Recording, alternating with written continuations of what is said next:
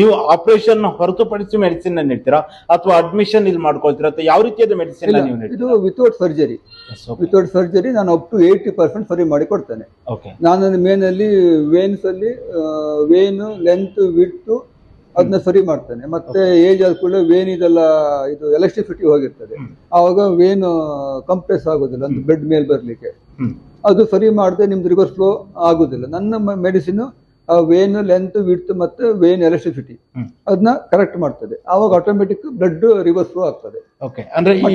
ಮತ್ತೆ ಇದು main blood ತಿನ್ ಮಾಡ್ತದೆ. ನಿಮ್ಗೆ ವೆರಿಕೋಸ್ ಅಲ್ಲಿ ಬ್ಲಡ್ ತಿಕ್ಕಾಗಿರ್ತದೆ, ಆ ಬ್ಲಡ್ ತಿಕ್ಕಾಗಿ ಮತ್ತಲ್ಲಿ ವೇನ್ಸ್ ವಾಲ್ ಅಲ್ಲಿ ಅದು ಅಡರ್ ಆಗಿರ್ತದೆ ಪ್ಲೇಕ್ ತರ, ಆವಾಗ ಅದು ಕಂಪ್ರೆಸ್ ಮಾಡ್ಲಿಕ್ಕೆ ಆಗೋದಿಲ್ಲ. ಟೋಟಲಿ ಇದು ಬ್ಲಡ್ ತಿನ್ ಮಾಡ್ತದೆ, ತಿನ್ ಮಾಡಿ ಅಷ್ಟು ವರ್ಕ್ ಮಾಡ್ತದೆ. ಮತ್ತಲ್ಲಿ ನಿಮ್ದು ಮೇನ್ ಆಗಿ 5th ಗ್ರೇಡ್ ಅಲ್ಲಿ 4th ಗ್ರೇಡ್ ಅಲ್ಲಿ ಎಡಿಮಾ ಆಗ್ತದೆ, ಸೆಲ್ಸ್ ಇಂದ ಅದು ಲಿಕ್ವಿಡ್ ಯೂಸ್ ಆಗಿ ಕಾಲಲ್ಲಿ